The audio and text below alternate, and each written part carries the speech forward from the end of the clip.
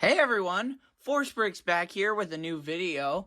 First things first, I just want to start off and say, if you haven't noticed yet, I have changed my profile picture, and that's just because I thought it better fit me. That is my new Lego Brecken that I will be using in a lot of videos.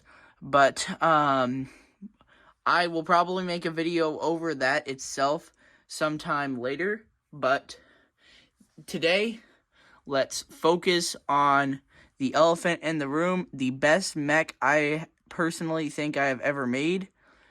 This was a prediction for an upcoming Lego set that we got a rumor of called the Fire Knight Mech, which I believe is going to be a set for the new Ninjago show coming out called Lego Ninjago Monstrosity. This mech stands at exactly a foot tall, and it actually has a cape, which we'll touch on how I did that in a minute. And like I said, it's the best mech I've ever built. My favorite parts are probably the tassel and the legs. I don't know why, they're just my favorite. Actually, I like the boosters coming out of the back, which I'll turn that around so you can see those. But oh yeah, this mech is just 100% the best mech I've ever built.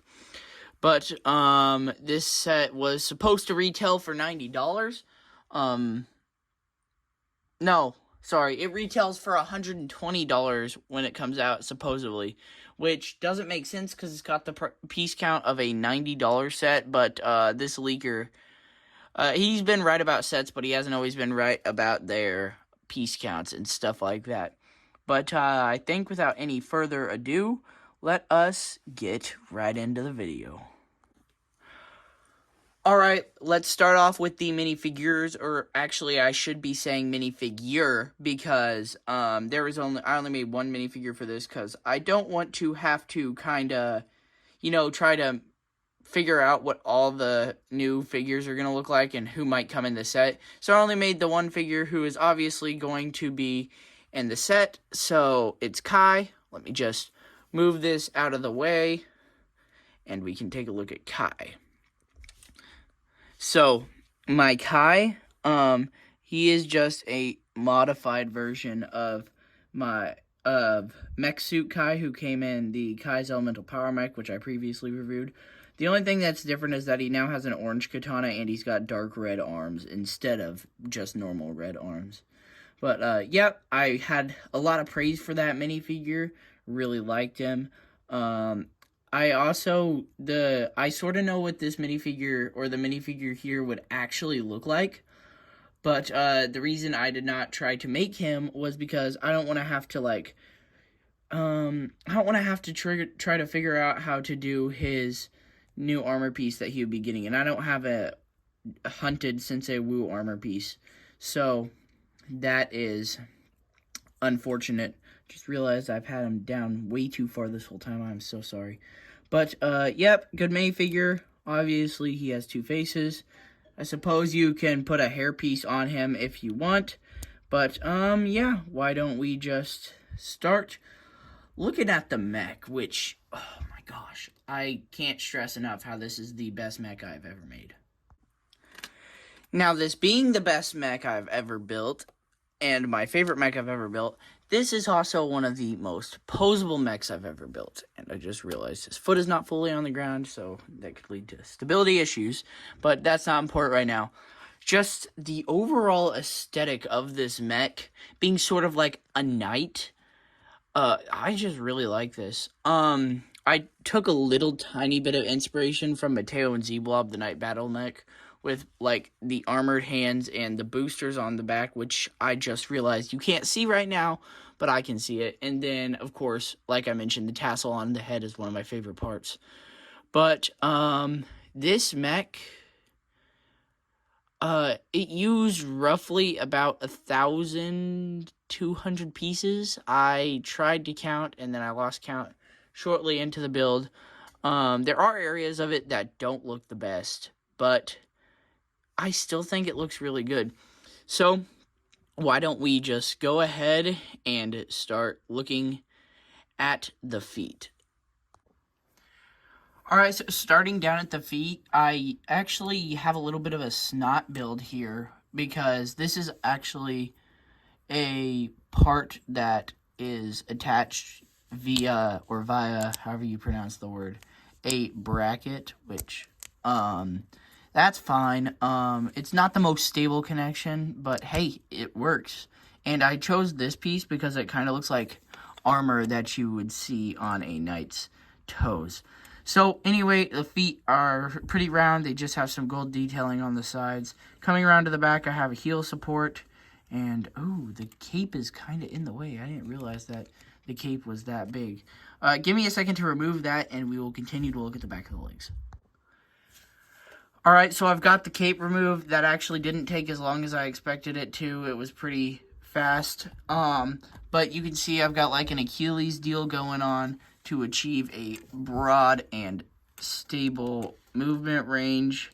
I've done this on a lot of my mechs. I did it on Corbin's mech, which actually had a lot of the same base as this one. But this one just, I think it looks better, honestly. Anyway, what this is it keeps it more stable. I've seen it used on a lot of MOC mechs, and that's why I did it. Let's come back around to the front to take a look at the front of the shins. I used a lot of slopes and I used Nexonite plates here and on the inside of the legs just to achieve a nice detailing look. And then I used the knee pad pieces that came on Kai's Elemental Fire Mech to cover up this. This isn't really covered up from the side, but it's fine. And then these obviously can move when the knee moves. So they can move forward and backwards a little bit. And then, yep, that works. And then we come up here, and we have like a giant skirt type thing. So I will move that up. I'm not sure how well the back will be able to stay up, but it'll be fine. Yeah, the back doesn't stay up. It'll be fine, though. You're not really meant to look at the legs from the back because they're actually kind of ugly. But I use more Nexonite shield pieces right here. And I use some Mountain of the Master armor on the insides and outsides of the legs. Again, more large ratchet joints, and then the back of the legs are kind of ugly, but it doesn't matter because they're mostly covered up by the Night Mech's skirt. And then there's just, you can get back here and some pieces that are red underneath of it. The skirt I made using ball and socket joints and angle pieces, and I made them like that. I don't know why. The front, just smaller skirt, and then the golden armor underneath. But I made it like that because my original idea was to use the pieces I used for the cape, which we're going to look at next, as a skirt that would wrap around. But why don't we go ahead and take a look at the cape. Alright, so the cape of the mech, actually, I had a really smart part usage here, but it uses Fire Fang's hood piece, which that was actually really, really funny to use that, and it was also really, really smart. I just think the fire detailing looked good, and the black at the bottom looked very, very nice. So the way it attaches, I'll show you in a minute, but I still got to review the back of the mech. So we'll do that here in a minute. But now, like I said, back of the mech so I can put the cape back on. Alright, let's look at the back of the mech cockpit. And yes, I did detach it from the legs simply because I didn't want them breaking in half. So it's got these really nice looking jets on the back, which were inspired by the Saber Athena from Pacific Rim a little bit. And then they have like red Nexonite shields here and some slopes, tiling them off, and they got like fire detailing on the top. The sides of it have some slopes right there, you can see under my thumb, and then Nexonite shielding under the arms. Bottom of this just has angles and a Nexonite shield, and then the other side is just a mirror of that side. Now to put the cape back on, you can see this stud here and this stud here. Basically what happens is you just attach these ink pots, which are what the top of the hood connects on right there. Get it angled how you want it. Yeah, and that is what the cape looks like when it's attached. I guess you could leave the cape off if you wanted to, but that would reveal the ugly back of the legs, so I don't really do that. And then the head, my favorite part is up here. My favorite part is the tassel, which kind of like the knights have tassels on their heads. And then the helmet uses blue, trans blue 1x2 plate to make the eyes. I originally was going to put a light brick in the chest because there was transparent pieces here and I thought it would look cool, but I did not. I just didn't do that. So anyway, next part I'll show you is how to put Cayenne. What you do is you flip this open after flipping the head back, and I suppose you can open these if you want. And then there's a look at the inside of the cockpit. Nice, detailed, lots of room. What you have to do to get in there is you have to take Kai's sword out of his hand, sit him down, and then you can just plop him in there. And then simply enough, once he's in there, like that, you close him back up and put the head back down. And that's what it looks like in the mech. Obviously, you can't see him because the transparent pieces, it's way too dark in there, and the transparent pieces don't light up the room enough. But, oh, and I forgot to mention it has waist articulation, so it can swivel at the waist if you do so choose to make it.